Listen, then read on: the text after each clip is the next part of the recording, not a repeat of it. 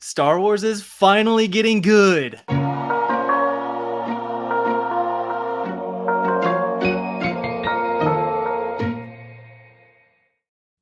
Hello and welcome, Star Wars fans, to this week's episode of Duel of the Ranks, a show where we debate takes so hot they'd melt a planet with twin suns. My name is Brian, and I'm joined by my co-host Amanda to debate where these episodes rank among all Star Wars content. And today we're discussing the Bad Batch Season 3 episodes 10 and 11. We have rounded the corner and the end is nigh, and they're about to stab us in the chest with an icy pitchfork. Because, I'm just holding on for dear life to savor every second that we have with Wrecker, honestly. I know, right? It feels like the episodes are numbered, and they really are. And as if my heart wasn't already stabbed with like a pickaxe this episode. Whew, these 2 episodes, which I mean, my first impression was I thought we were going to get truly like a 2-part episode. Like it was going to be such a big episode that it needed to be told in 2 parts, but that was not the case, which was an interesting choice. Do you have any ideas on why they may have decided to roll it out like that? Exactly. Yeah, I was thinking the same thing because the stories aren't super connected to each other, but they're both the first episodes to really start wrapping in everything else from the rest of the season. The plot with Emery. Actually, should we just get into that first? Should we just give a little synopsis so fans know what we're talking about? Right. Okay. So in episode 10, Identity Crisis, on Tantus, Hemlock promotes Emery Carr to lead scientist of Project Necromancer. Granted access to the vault, she is introduced to the program's specimens, children of the Force taken from their families. Hemlock explains the importance of Omega to Emery, noting that she is the only successful binder to have replicated an M count and thus must be found. Shortly after, the bounty hunter Cad Bane arrives with another new Force apt, this one an infant. Disturbed by the nature of Project Necromancer, Emery is faced with a difficult choice. And then, why don't I just read the next episode, since I'm sure we're going to throw it around all, you know. Yeah. The 11th episode is Point of No Return. With Fee making a pit stop, Imperial operative CX2 sneaks aboard her ship and decrypts her navicomputer. Meanwhile, fearing for Omega's safety, the Bad Batch prepare to leave Pabu for good. Their departure is interrupted, however, with the arrival of the clone assassin and the Empire. The Imperial forces quickly lay waste to the city as they look to force the Batchers out of hiding, but Omega has a plan. Oh man, it makes it so much harder because they were that close to leaving. Imagine if they just had an hour and then they avoided all this drama. But no, the episode with Emery, as I was gonna say, it kind of leaves you in the same place that episode 3 of this season did, where you can tell she's on the children's side, she doesn't want to hurt. It didn't seem like there was much moving the story forward or anything. She sees oh wow, the Empire is even more messed up than I thought they were. But we already knew that she was gonna flip sides, or she's gonna be quintessential to the whole breakout plan in some way. And her relationship with Omega is central to that, as that was the first thing they presented this season. So that's, I think, the best time to introduce her is right then. And then if we had only gotten this episode and then not gotten another episode for a week, it would have felt kind of flat. It would have felt like the story's not really moving. So I'm really glad that they put the real turn, stuff's going down right after a less consequential one. That's a good point, because this episode could have been fit in kind of anywhere. You could, since it was sort of a container in that we were just following Emery and these specimens this whole episode. And I'm glad that they did set it up that way. So that way we were we have this emotionally heavy episode and leading right into the next emotionally heavy episode. And I also felt like they were related in ways of, I feel like the second episode with the kind of goodbye to Pabu, we saw Omega putting glasses or goggles on the plant, or I don't know, right on their little history shelf, altar kind of thing, and her little doll. and it felt like she was kind of like saying goodbye to her childhood and that Yeah. innocence. And literally saying And goodbye to her one friend that's her age, or her. yeah, tragic. And the previous episode was also very much about like the innocence of childhood and Mhm. being stripped away and just wanting to like go back home. And now their home, the Marauder, just got razor crested and Got ugh. orbital striked. Yeah, that I don't really care so much about seeing ships blow up, even when it's a cool one like the Marauder. I will say, like, yeah, I guess that ship, that kind of shape with the wings, that's like my favorite trope in all of like the Republic slash Empire shuttles. I love Return of the Jedi's. Was it what I don't know, remember what class it is, but the one that folds its wings up like that. So those ships are really cool, and that was their home. I was more worried about Wrecker, honestly. Like I thought he was donezo. I But I love that Wrecker still like put his body on the line to save saved Gonki. Gonki. Oh my Ugh, gosh, that was so great. He treats droids like they're people, just like you should. as you Wrecker gets it. should. Right, but I guess going back to Identity Crisis, it's Emery's identity crisis, I guess, that she's having. She has to choose her starter Pokemon, her starter Force sensitive I know Geodude we got all the three grass colors. fire. It's so fun. I saw that and I literally thought, ooh, Pokemon! Like we get to choose which one's gonna be, yeah, her breakout companion. I guess I don't know. I guess she took a liking to the red one. I don't remember the name of the species. Same as Sisei Tin, one of the Jedi Masters. Right. But that was cool. I did like seeing like the new planet, and Cad Bane had an appearance. Kind of, I feel like he's kind of contractually obligated to show up in every show. But if he fits, he's an He's A-list got a new bounty hunter. outfit. I didn't really notice that. What It what felt like what he do you had like new about like buckles and stuff on his like swag. Maybe I just it? haven't Uh seen him in a while, but yeah, man, he is so cold and he's such a great villain that this episode was quick to remind you of like how truly awful he actually is. Like mhm. to be a good villain, you have to be really bad, but also cool. But wow, he is pretty bad. Yeah, and he definitely provides some interesting contrast for Dr. Emery, because she's like trying to cover up her sympathy that she has for the kids, and he's like, "Oh, I can smell that from a mile away." He Yeah. he can tell that He's like, she's there's another one, throw it in the truck. right. Here's another baby I just shot for you. Two, The not younger one, but and two children got shot this episode. that's Crazy for so Star true. Wars. Oh my gosh, and then, yeah, there's also multiple comments made about, like, "Oh, yeah, the younger the better," like, Ugh.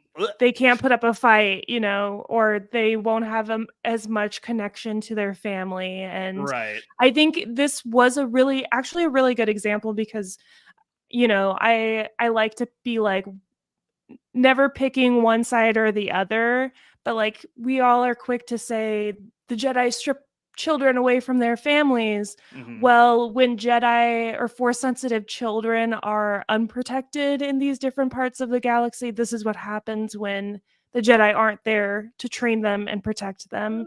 So I Well, could during see the dark the times, I don't yes. know. Like if like during the actual, when the Jedi were around, I don't know if the galaxy would have been that much worse of a place for them. I'm still very much so on the side of like the Jedi Order is just straight up effed up. Like if it requires brainwashing and indoctrination for your organization to run, your organization should not exist. Okay, but so I am less versed in like other comics lore like X-Men, but Mm, isn't that kind of the same principle of X-Men then? Like you have like sort of gifted mhm. like housing or like you're a gifted child and you go to this like special university to be able to hone in on it. Otherwise, you're going to be targeted for Right. being different anyway. I'm not a huge X-Men lore fanatic. I think I've only seen Logan, actually. Funny enough, the only X-Men movie I've seen. So I know it's the same kind of deal, but I don't think they take them as babies though. And I think there's the element of free will is really the most important part to me. Is like at what point can that child actually consent to a life dedicated to being a monk, being just Yeah. serving some or republic that you don't really necessarily believe in or understand, or I At don't. least just like relocate the family. Yeah, I would say I mean, I know they wouldn't take a child against the parents' will. I highly doubt the Jedi would do that. Maybe some Jedi, I don't know. That maybe would be an interesting story to explore. Like, see a really just straight up evil snake of a Jedi that just like is so full of himself and so self assured that he's like straight up is like, you don't want your child to come with the Jedi? Well, it's not your choice. It's the will of the Yeah, Force. Goodbye. we need the numbers right now, you know? It's a recruitment. Yeah, I mean, I don't know. I guess I speak to this issue very personally, coming from a very like heavily controlling religion that I grew up in. That like I got to bring it up every time that we talk about this. The whole Jedi stealing from your family thing. Mhm.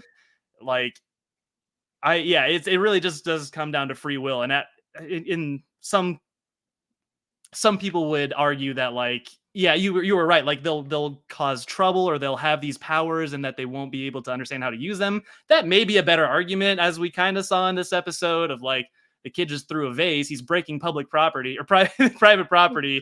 Well, that's less it, but like also a target for bad people to then want to like control that person too and like train them for their own manipulation, you know?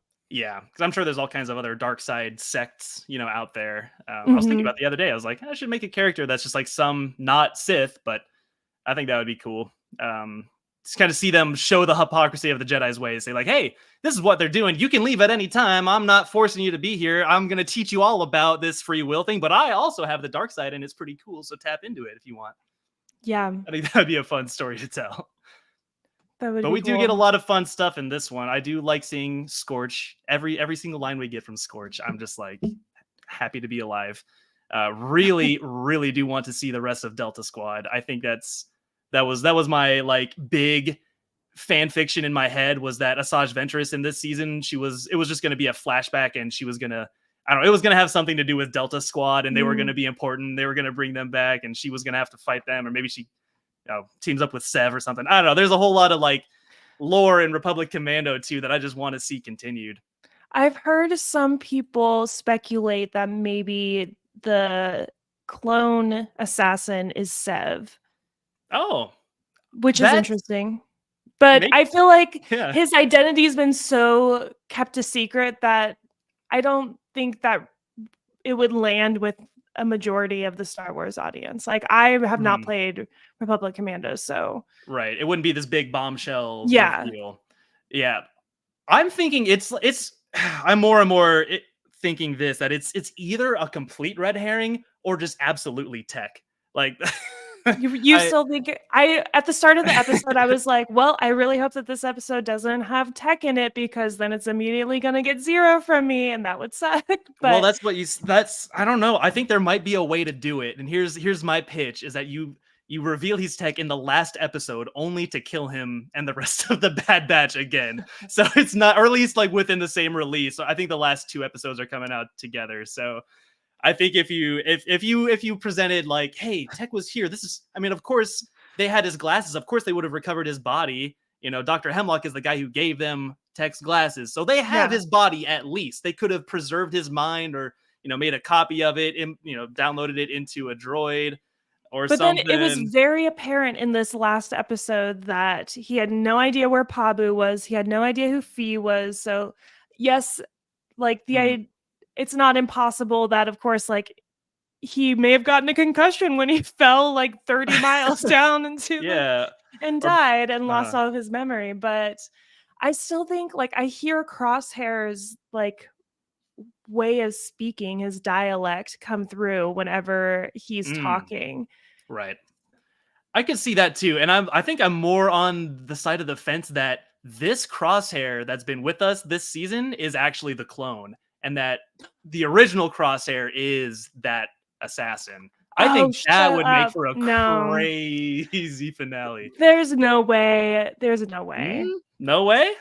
No, KG's in the comments saying probably full of gas, just like Marek. Just a gas guy like Marek. Yeah. Marek, at this point in the timeline, is confirmed to not be full of gas, by the way, as of the trailer that dropped this morning. Yes, I was wondering when we were going to talk about that. Oh my goodness. Might as well just get into it now. Let's get into it. this is actually my hot take was gonna be, so now I don't have one, so that's okay. Okay. You're gonna have to carry that segment. My hot take was gonna be that they should do a Tales of the Sith instead of a Tales of the Jedi, and that they should like alternate. And that Mhm. like I had this thought like a couple weeks ago, and I've been trying to work it in somehow. But I said Tales of the Sith would be sweet with like, you know, characters like Savage or Barriss or like Ventress, you know, see these where these gaps are. And Barriss is literally like the focus. I was Yes. so right about it. I was That so is great. right. You manifested that, and I love that. That's You're welcome, amazing. Star Wars fans. We have the chosen one on our podcast. No, I actually like my husband showed me the post of it today, and I actually just totally glossed over the title of it and just saw Tales of the and like the setup, and I was like, oh my gosh, it's new Tales of the Jedi. And then I watched the trailer, Mhm. which was full of so many exciting nuggets. And then at the Yeah. end, when the logo burns in, and it's Tales of the Empire, I was like, that's so cool. Yeah, Of that's course, exactly how like they that did the makes Bad Batch transition from Clone yes. Wars 2. It's such a great idea. And yeah, it looks like it's 6 episodes coming out May the 4th, which is Yeah. right off of the heels of the Bad Batch season 3 finale. And it'll be 2 stories featuring Morgan Elspeth Mhm. and Barriss Offee. I did not know I would be so excited to see Morgan Elsbeth. Like, I think I'm gonna care a lot more about Ahsoka after watching this because I think that's intentional. she's not the most like interesting deep character. Just like, oh, backstory, Night Sister, okay, makes sense. But like actually seeing it play out and seeing Grievous in the trailer was just so threatening, And Thrawn. and Thrawn doing Thrawn things. Yeah, getting to see more Thrawn. Like we saw a lot of Rebels characters actually in the Clone Wars style for the first time. Yes. Yeah, actually in the artwork I didn't recognize Morgan Elspeth because obviously this is like her first like animated look Mm, into the style, but ever since she appeared in The Mandalorian, she had that really cool Beskar like spear mhm. and had quite a cool like fighting style that I've been intrigued by her, and I'm glad that we're getting more Dathomir and the Night Sisters and Yeah. all of that stuff, which will I think seed into how did Ventress stay alive, and where is Ahsoka season 2 going? Ooh. Oh, wait. Yeah, it could absolutely tie into Ventress. That would make more sense than I even gave it credit for. Yeah, Yeah, they're literally going to be on Dathomir. I guess the We're we timeline's s a little weird. it looks like we see I mean, we might not see Ventress, like, on screen, but we can see some of the magic of, the Night Sisters Mhm. and how that's, like, totally possible. Yeah, for sure. I mean, they would be two of the only Night Sisters survivors at this point. And then the other survivor from Jedi Survivor, Marin Yeah. from the Jedi games. Those are the three Night Sisters we know of, and then the ones that are on the other planet or the other galaxy, Yeah, right? Um, so I with don't know. Thrawn's ship. Yeah, seeing more like weird Force stuff and weird magic, and that's gonna be cool. And seeing more of Morgan Elsbeth. I do love how they jump around the timelines, that they're not like restricted to like each episode is in a very distinct era. You know, Mhm. like the Dooku episodes were in, and the Ahsoka episodes in Tales of the Jedi. So you get to see exactly where she comes from, where she ends up. And I do like seeing, yeah, you mentioned the Beskar spear. That's the spear that becomes he Din Dins. Djarin melts it down and he turns it into his pauldron. Is that right? I believe Or so. is it Grogu's armor that he's made? His chainmail. He turns it into Grogu's chainmail. That's what it is. Okay, so it's like that's the origin of Yeah, that thing we're gonna see in movies later. You know, it's all connected. Um, as the far as like lore is getting deeper. it is like the connections between like Star Wars movies. I don't know. Marvel has like a very big, expansive universe just in terms of screen time and the sheer quantity of movies they threw out over the course of a decade. But like, I feel like the interconnectedness of the Star Wars universe is something you don't see like anywhere else across this sprawling Yeah. saga. All these planets, all these characters, all connected. And at one point, like I would have made the argument that having all these connections makes the world feel smaller. But I don't know. I'm just happy to appreciate content, and I don't know. I'm excited to actually like enjoy Ahsoka more and Morgan Elsbeth's character a bit more because animation just is superior. Well, and tying it a little bit back to these episodes that we're reviewing, it was also a fun nod to see the like bulletproof bassinet, floating Mm, bassinet being like introduced, and right. like you can't look at that youngling and not see baby Grogu. So Yeah. imagine how many of those are. And that also got me thinking about whoever was protecting Grogu for the 45 years that Mhm. he was around. Where was he? How did they keep him safe? Right. How did Yeah, they keep him it's secret? yeah, Grogu's got some interesting stuff behind him. I think there's a lot more to. I wish that he had started talking in like season 2. Like he says like his weird little his little like Mario His words. little like Animal Crossing Yeah. noises. Yeah. Little Nintendo voice. Yeah. So cute. I do love Grogu. I don't care. I don't care if people are sick of him Well, right we now. see him right behind you. So yeah, you're not Yes, fooling anyone. my boy's he's right here. I wouldn't speak ill of him in front of his big old ears. No, I'm all here for like seeing where Grogu ends up, honestly, and seeing the new Jedi Order. And I'm really hoping they don't do. I'm really hoping Rey reads that policy of, oh yeah, we have to kidnap babies so they can't think for themselves. I hope she reads that and says, you know what? I'm just We can gonna do throw something. that book away. I'm just gonna like Yeah. put it back on the We'll make shelf. some edits. Yeah, we'll just like white out that part and like make people, let people have their own choices and be their own people and have their own personalities, like they will in the Acolyte, like the Jedi of the Yes. High Republic era. Oh, I'm so excited to see that too. Oh, it's such a good month to be a Star Wars fan. I think I didn't expect that Tales of the Empire to be dropping. I thought it was going to happen like way later this year when they were going to do the Tales of the Yeah. Jedi sequel. I also did not expect that, but happy to have it. Maybe we'll even get like a sec or another season at like the end of the year or something. Since it's only like 6 Mm. episodes, you would think that they would like kind of batch make them. Mm-hmm. That So we can like sprinkle them in every now and then when they are like, "Hey, we can just like put this out there when we have a just gap." episode, When yeah. we canceled this video game, let's put this out there. No, please don't cancel any more video games. They canceled the Mandalorian game, but they are still doing the Knights of the Old Republic remake, which is pretty Okay, huge. I am really over The Mandalorian, and I know we kind of talked about it last week, but Mhm, like the idea of having a Mandalorian and Grogu movie, like after The Mandalorian made such a great entrance into Disney Plus, it was like one of its mhm. first premiere shows. The first, yeah. And then, yeah, and then every season kind of thereafter has kind of lost, like trickled away watchers. Mhm. And I don't think it would be the success that Disney needs it to be if that's the direction they're going, in my opinion. Right. Yeah, and there's a very big sad argument that Disney slash EA slash nobody wants to make anything that doesn't have a main character with a lightsaber. Like that's Yeah. kind of I heard that that's why. Oh, that's why the Mando game got canceled, I believe. That was their reasoning was like, just not a recognizable enough character or something. It might have been a different game that I'm thinking Mm. of, but that was like a reason. And I was thinking the same thing about the Bad Batch, how it's like the first show that, yeah, there's a couple lightsabers in it that you see, you get Gunji and you get Ventress. Outside of that, But it's like, not like the main characters interact no, with lightsabers ever. they're in one-off episodes so far. I mean, I'm hoping Ventress comes back. In fact, I'm pretty sure they're alluding to her coming back later, and I think they're setting something really cool up. Um, but as far as like, yeah, like Grogu goes, like, yeah, I don't really care much about the Mandoverse at this point now. Like, they're gonna really have to try hard to make it interesting again. But I do care about Grogu, and like seeing him in like 50 years afterwards, I think is gonna Yes. be cool.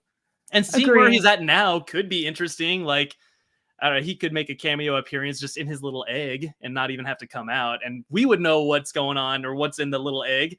But the people in Yeah. the movie wouldn't know, so it's dramatic irony. I don't know. I think we could absolutely see like Ventress and Quinlan Voss teaming up to save bring the Jedi children to wherever they're at now. I don't know exactly where the path ends up, but like Kenobi quite deliberately left that door open for Quinlan Voss to tell that story. And Ventress is right here to tell that story. and these little kids are right there in Mount Tantus to tell that story as well. I think it all could come together and lead into something cool. So do you think that with the Bad Batch ending as a series, they're going to announce another animated show? 1000%. I brought it up a couple of weeks ago that their Lucasfilm actually is hiring animators right now. Really? So yeah, and it's, I mean, obviously Tales of the Empire is pretty much all done, and right now there's no other animation Nothing's been projects announced that confirmed. we've heard. Yeah.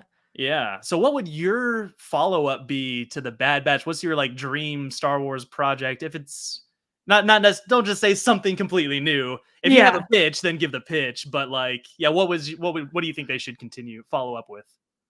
I love the idea of us getting into the Night Sisters. I don't know if we need it to follow Ventress, and like now we're just like kind of, I don't know if we want to be throwing all of that, all of these characters that we're so familiar with into every one of these shows. Hmm. But I also am kind of for a bit of a Star Wars drought. Mm, Maybe that was going to be my hot take, but I think part of what made Star Wars such a big hit was not having it for a while. hmm. And I think if they pulled in the reins a little bit, and maybe you could say they have, because there haven't been any like big Star Wars, like big screen releases in a Right. while. But I don't know. I feel like it just doesn't hit the same, you know? Absolutely. Yeah, that's kind of the perennial question of Star Wars fatigue that I thought, I remember distinctly my father telling me I was in my kitchen pantry looking for a snack and he told me that Disney had bought Star Wars and that they're going to make episodes 7, 8 and 9 and all this stuff, and I was like, "Oh no, it's going to become Marvel. They're just going to pump out a film a year and character deaths aren't going to mean anything."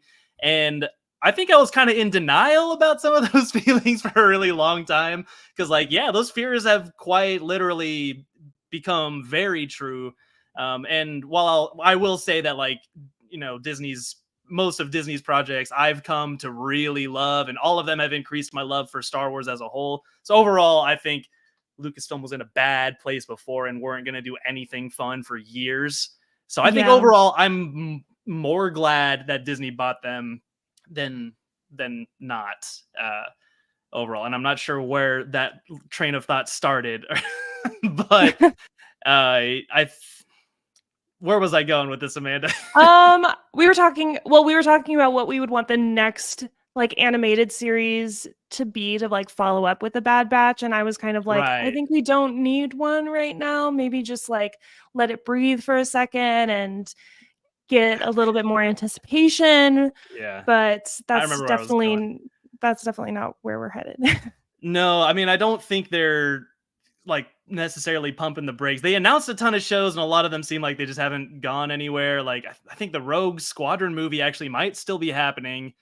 They just keep changing directions and I'll believe it when I see like a full trailer. So not Right. going to try to get too excited, but I definitely have been feeling not like I'm tired of Star Wars or tired of new content, but that I take new content for granted.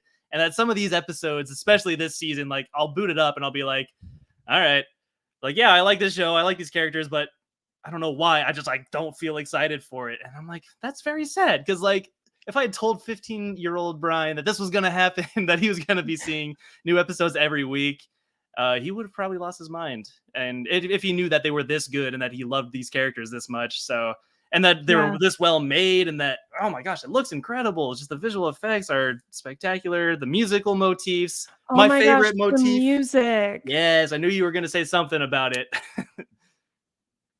Oh What yeah, did no, it you was just like great. I feel like Kevin Kiner, and I did see that in the credits he has credited his children as also being like, I don't Oh, know if they helped like write or compose some of the music, but he's really done a great job at bringing the music to life in such a like iconic way for Star Wars. So mhm, he's able to stand on his own as one of like the great composers of Star Wars. right. Um and I really liked what we had going on in these episodes. I love a darker, grittier story, and I did think that they could have gone even darker. I had initially anticipated that they would even like blow up Pabu or like really destroy Right. it, but Omega surrendered herself before it had to get to that level, which, you know, they could have killed Wrecker straight up if they wanted to. So they are somewhat restraining, but they are still a lot deeper, and they get to like the core of like how like terrible fascism is, and how like these children are being experimented on and treated as test subjects. Yeah. And it takes me back to also what I love about Andor is that it is like much more gripping and serious.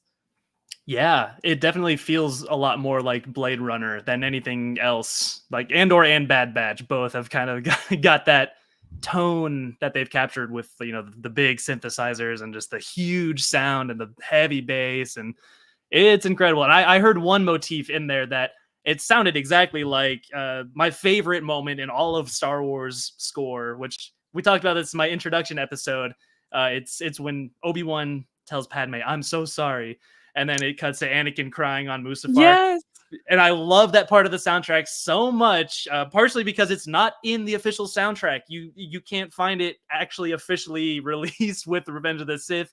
You have to find it on YouTube, and it's a low quality version, or you just watch the movie. But that part is so powerful. Like even when they use that song for video games, like in the old Battlefront 2, they skip like the most emotionally charged part of it. It's too traumatic.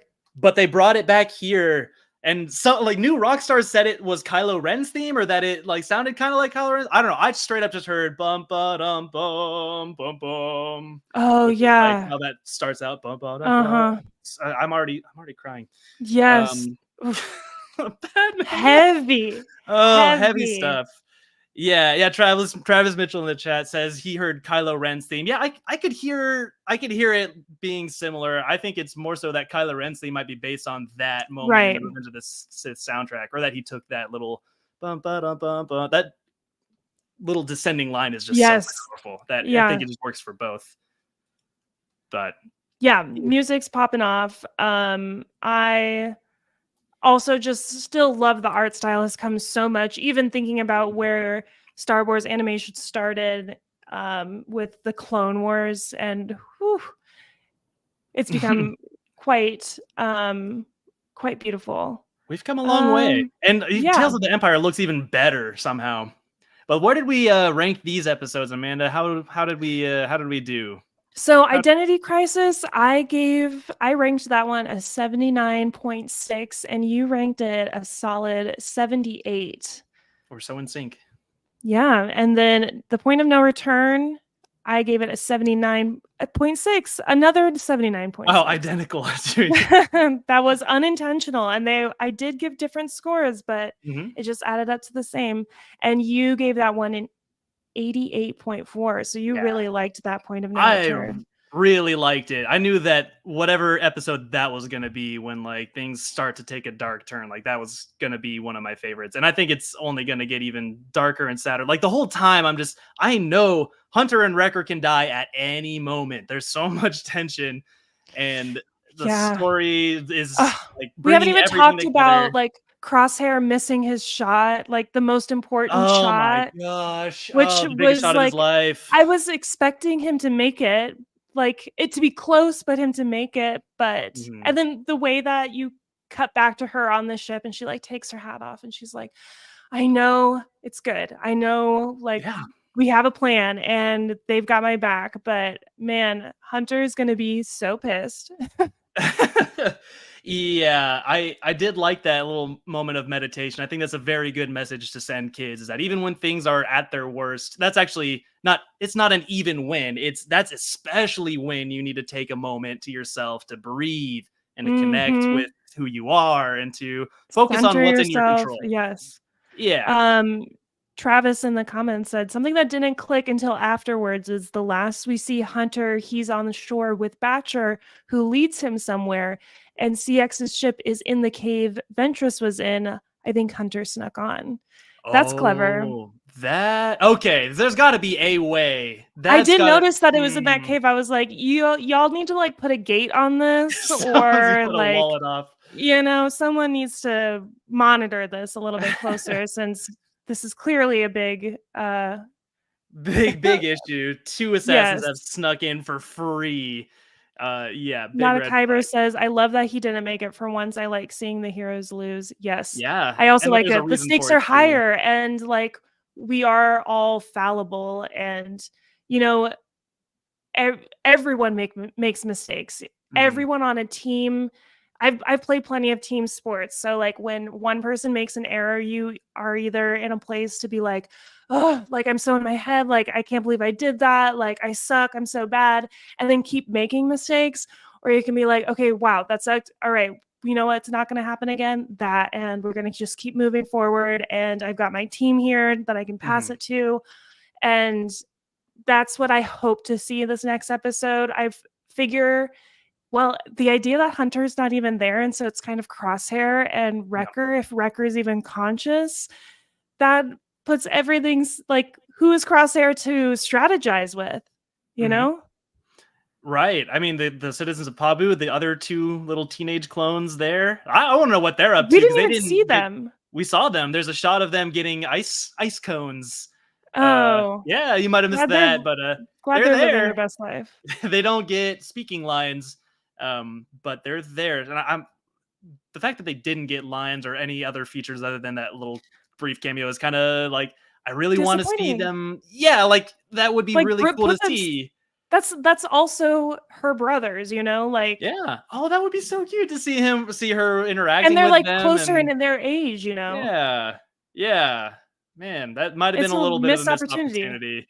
Yeah. Definitely. Yeah, but I mean overall like I think most of the episodes this season have been very purposeful and I'm glad that they've focused enough and there's still room I guess for them to interact and engage like we said earlier on in the season like yeah they haven't even talked to any of the other characters on Pabu till like this episode pretty much so I think there's still room for it. There's still 4 episodes left, am I right? We have 4 episodes left, yeah. Yeah, so we're probably gonna get one of like Crosshair and Wrecker. I could see him saying like, "Hey, you little clone dudes, I know like things have been crazy, but like you're the only people that have the training. Maybe they could bring them along for the ride when they go get not fives. Oh, rest in peace. That made me sad.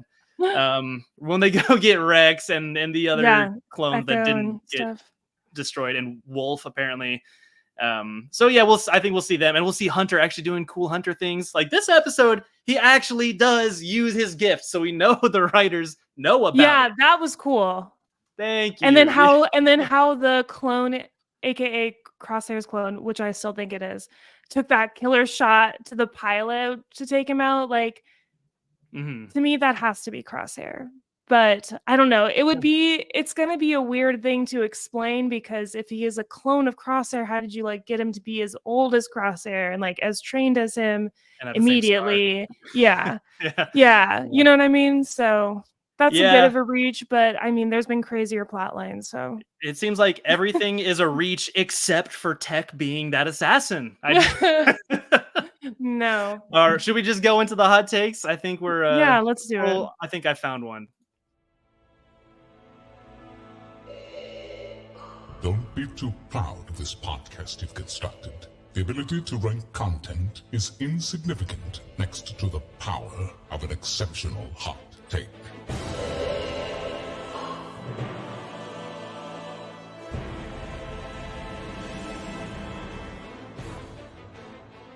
It is hot takes time. All right. I know I kind of used the one that I had in the chamber already, but I was thinking about this for a while. Like I've been saying, it feels almost inevitable that Tech is coming back. I think I found my hot take in this episode, which is that I think Tech should come back, but in the second to last episode, only to see him die. Only he should come back only to make his actual death and the rest of the batch's death that much harder. And it's somehow he throws the wrench in their plan. He's the only one that could disrupt this thing that they've got going on and make it go wrong. And he does, and everyone dies except Omega. And that's going to be the best way to end the show. The only thing I can think of is how Kanan Jarrus dies, and I'm like, is that the only way people can officially die in Star Wars? Is if they like Freaking nuclear. literally blow up in a nuclear bomb, and they're like, "There's no way he's coming back." We all saw them eviscerate on screen. They're all dead, you know? Yep. There's his leg. There's his arm. That's. We could slow it down and watch their bodies like dissipate. Yep. Yeah. This is the moment where his DMT flooded his brain, and he, saw his entire life played out before his eyes. No, I don't know. Rada Kyber's in here saying hard agree in all caps, and that's really disappointing. I'm trying to entertain the idea, but just no. I just can't do it. No. I got a bad feeling about this hot take.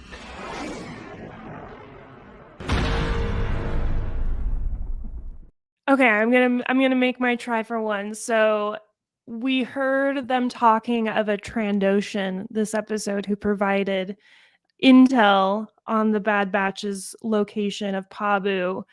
And CX2 even goes to say that he was able to extract the information. So that leads me to believe that he had to torture it out of Sid. So I'm hoping, maybe this isn't much of a hot take, but I'm hoping that for this season and series to feel complete, I need to see Sid pay for her actions.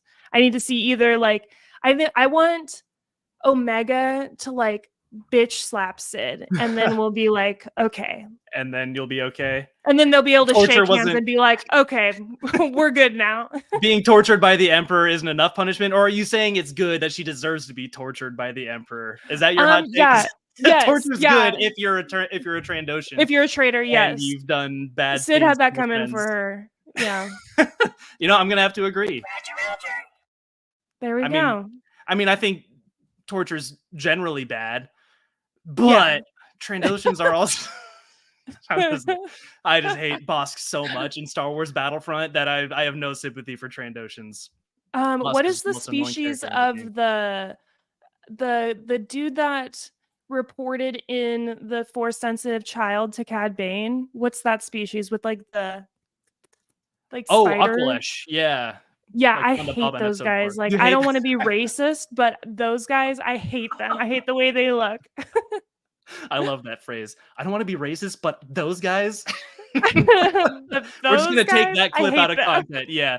No, the Aqualesh. Yeah, they've been a pain in our side since 1977 when he's starting stuff with Luke and he gets his hand cut off. So but they're generally doing pretty sneaky things. They're not.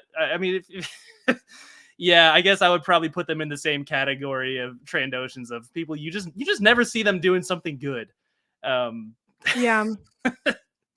Butt faces, yeah. For real though.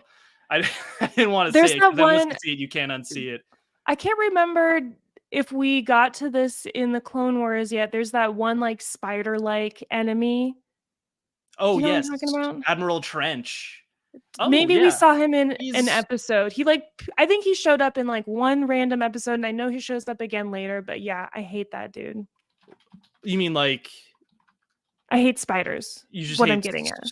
Okay. Arachnid-like creatures. Okay. Yeah, they do kind of look like Aqualesh as well. I kind of thought that they might be similar. They might It's be like the species evolved cousins. species, you know? Maybe. Yeah. I like him. I think he's a super cool villain. I'm a big spider fan. No. And I'm a big bat fan as well. We love I our do like bats. bats. They're sky puppies. They're like little massive wings. So cute. Yeah. But yeah, spider people. I guess you love them or you hate them. I'm immune to spiders. I can kind of communicate with them sometimes. So that might be why I have more of an affinity towards characters like Admiral Trench. Ugh.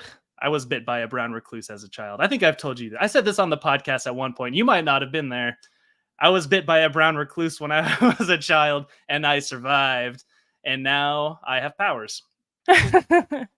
So Spider Brian. that's me.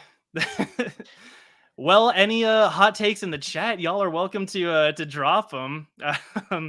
Yeah, Trent shows up a lot. He is one of those characters that you just can't kill him. And I love that about him, and I hope they bring him back again. No. Ugh. No. No? Not for me. So, okay, let's look at the next. Let me just pull up the next 4 episodes before the end of the season. We've got the next episode's called Juggernaut, then Into the Breach, Flash Strike, and the Cavalry has arrived. Flash Strike. That's the most interesting sounding one to me. Yeah. But Juggernaut is the next one, so we know kind of where that's going. We see in the trailer, actually, like the first trailer that they dropped for this season, we see them hijacking a clone Juggernaut. It's a type of tank, the one with the wheels on Kashyyyk. Really cool vehicle. They're in Battlefront 2 quite a lot, so I love seeing them. And I love, there's a bunch of like little hidden corners in them that people still don't know about. I've been playing this game since day one of beta, and I know all the little spots. Yeah, Juggernauts are one of the cooler vehicles. You also see them in Rogue One. That's they converted them into prison transports, like where Jyn Erso is found at the very beginning of the movie. So that's what we saw in the trailer. That was actually like the first spoiler that Crosshair was going to flip sides, because you actually see Crosshair in the Juggernaut in that trailer. And KG in the chat said, yeah, that or someone in the chat back here. Oh, Travis Mitchell said in the trailer that we see Sid being rescued from the Juggernaut by Wrecker. So no spoilers. Hopefully they are rescuing her to punch her in the face. Like, yeah, her getting tortured by the Empire was not enough. And I bet like Wrecker and Hunter and Crosshair will each like punch her, and then Omega will be like, stop. And then she'll be like, I forgive thee. Blessings be unto ye. Yes, you have suffered enough. Yeah. And then she blindsides her. She sucker punches her.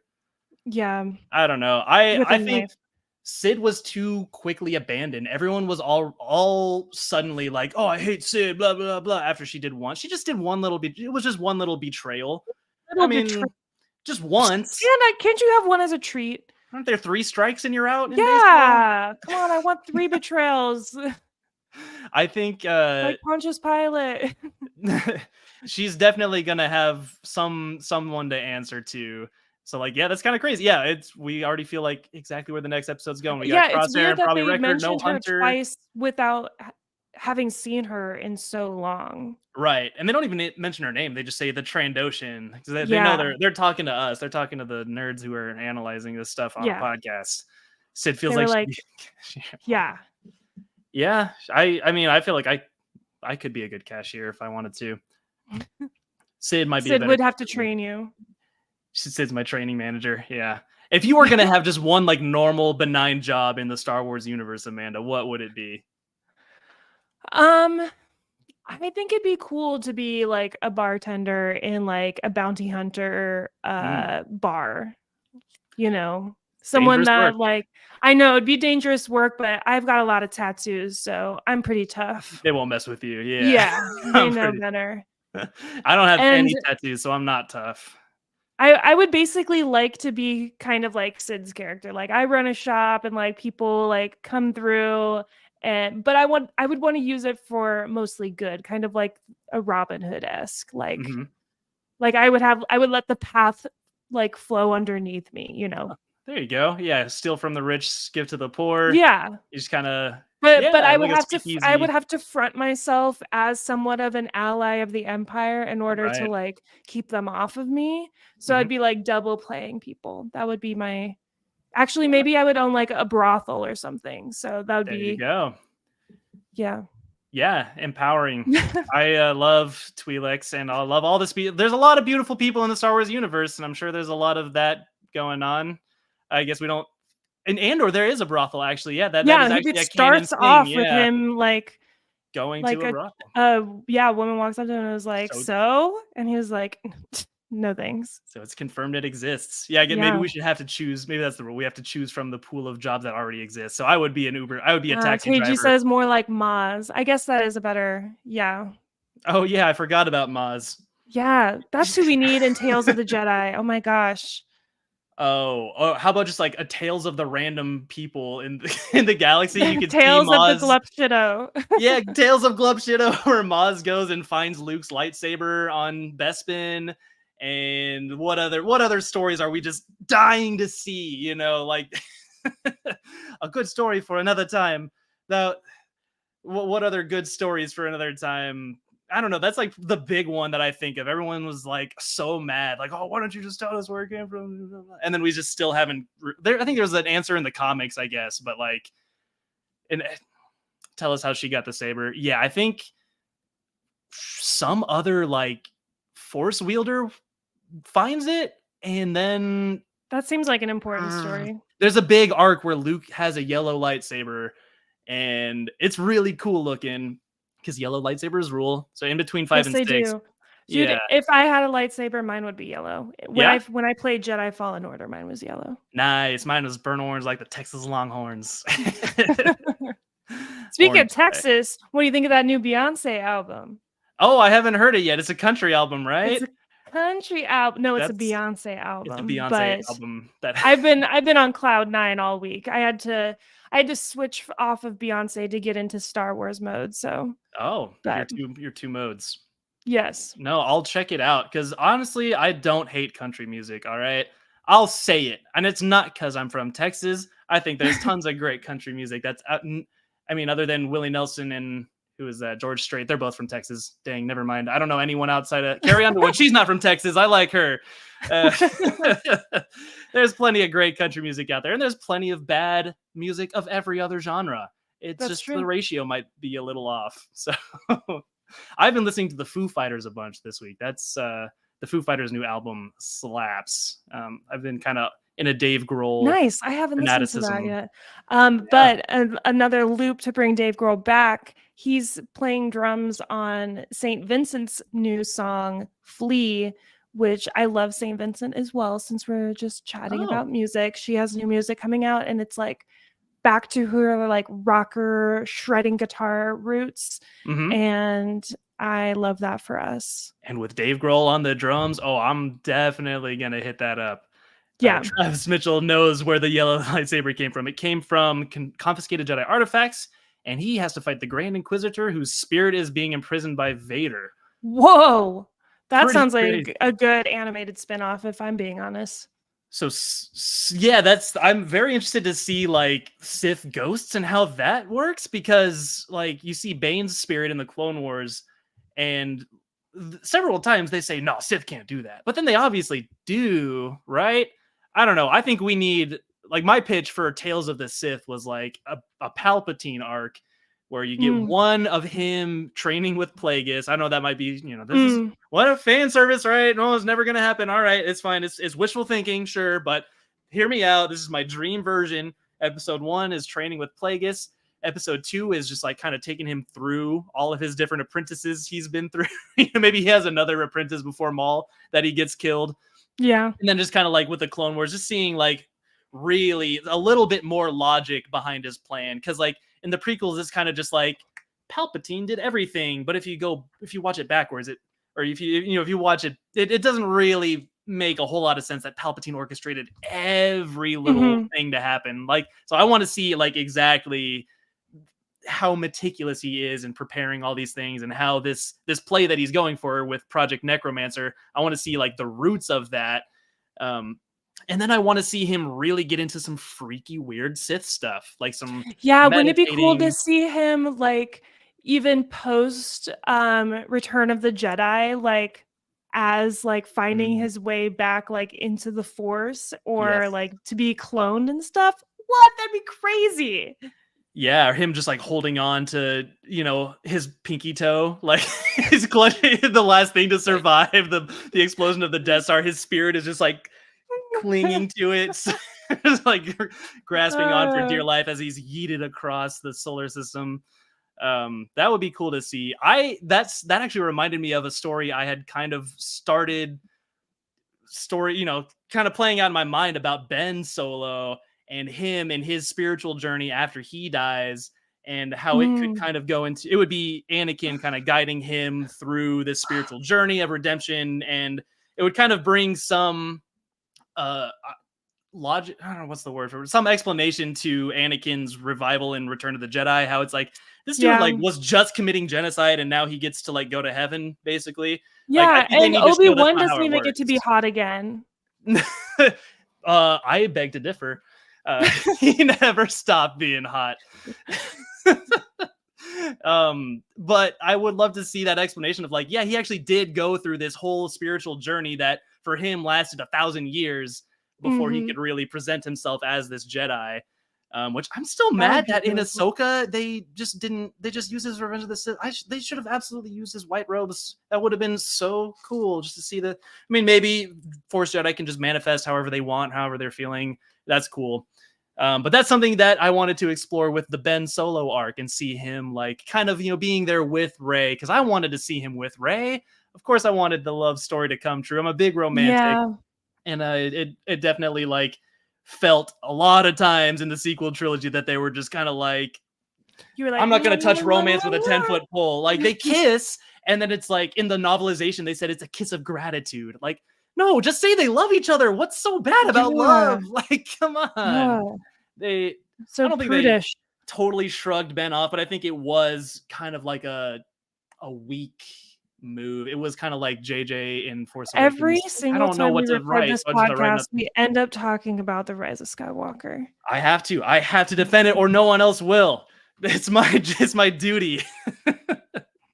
Brody Oh wow, came look, just Brody's in in the time chat. for my Rise of the Skywalker defense, my thesis on why it's actually the greatest Star Wars movie. Well, we are about to wrap up this episode, and we will have Brody back on next week, plus Yes. maybe some more surprise guests, but you're going to have to wait and see. We've got, I think, a couple of tricks up our sleeve for next week and beyond. I've got an incredible idea for an event, and I just want to put it out there in the universe. We could do it on Duel of the Ranks. I just want to get Star Wars people thinking about this, but Battlefront 2 is about to have a huge revival. If any Battlefront fans are out there, there's like a private server that the fans made that are going to make it a whole lot more accessible to get together and play with your friends and to play with mods online. So my idea was to have a galactic no, that's not what it's called. It's called Galactic Conquest. Was a game mode in the old Battlefronts. I don't know if you remember this, Amanda. I'm sure Brody remembers it. If you remember Galactic Conquest in Battlefront, everyone talks about it. Like, oh, they should use that in the new one. We could kind of just do that our own. Just have like a little chessboard of all the different planets, and you get into our Discord, you choose a faction, and then we have private matches, and you get in your lobby and you play every single game mode on Camino. And then if the light side wins, then the light side wins Camino. And then you just do that for every planet in Battlefront until either the light side or the dark side has a majority of points, just like how voting works. It's like the Electoral College. Perfect for this year. Election 2024. Yes. Let's just like not think about the election and just think about Star Wars instead. Yes. I love that idea. Games. Yes, and we could do it cross-platform. We could do a PC event, a PlayStation event, an Xbox event. Because this game is it's still actually in a really good place. I was playing till like 2 a.m. the other day, and there's still full lobbies, and it's awesome. It is the year to be a Star Wars fan. Well, any last closing thoughts about these episodes, Amanda? Brody, do you happen to have your ranks? I mean, you could drop them if you want. Just a general thought on what we saw in the Bad Batch today. He's a couple episodes behind, so. Oh, is he? Okay. That's okay. Well, I'm glad we didn't spoil too much of it for him because it's about to get crazy. Yeah. Till then, this has been Duel of the Ranks. Where can our fans find us, Amanda? You can find us right now just kind of on dueloftheranks.com. We are revving up to get our social channels a little bit more active, and we'll be introducing some new changes in the upcoming weeks. So thank you everyone for joining us in the chat and staying active. Appreciate you, and be sure to like and subscribe and tune in next week. We'll catch you on the next one.